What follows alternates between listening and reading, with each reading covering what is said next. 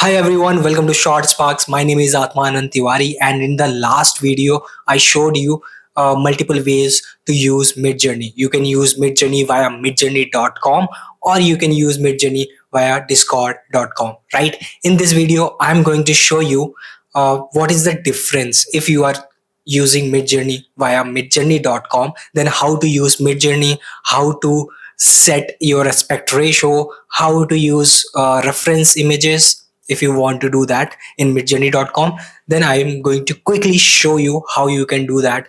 All right, so to use Midjourney via midjourney.com, you have to sign up on midjourney.com, you have to take the subscription, and then you can generate your images. So you get this box, you get this prompt box, and you can paste your prompt in this box. And now from this settings section, you can adjust all the settings. Like if you want to adjust the aspect ratio of your image, the default aspect ratio is 1:1. If you want to generate in portrait or landscape, you can use these switches. You can switch to portrait or you can switch to landscape. You can also see the aspect ratio. It is showing you the aspect ratio. Let's say I want to generate my image in landscape and I want to generate this image in 16:9 ratio, then I can use this slider to change the aspect ratio. So this is how you can adjust the aspect ratio on midjourney.com. It is very easy. Then you can adjust these other settings also. You can set the stylization value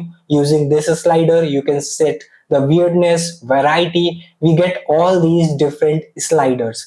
Then we get this switches, these buttons, whether you want to generate your images in standard or whether you want to generate your images in draft mode. Then you also get this option, this drop down menu, and from this menu you can select the version, the Midjourney version you want to use. So I'm currently setting it to 7. Then you get this raw mode option, whether you want to use the raw mode or you want to generate your images in standard mode. So you can use these buttons to switch. All right, so you get all these options from this settings section, right? So you can also select the speed, whether you want to generate in fast mode or relaxed mode, or you want to use turbo mode. Then we have the option for video. If you are animating your visuals, then you can also set whether you want to generate SD version or HD version of your animations and how many videos you want to generate in one go. All right, so you have all these options. You get all these options here.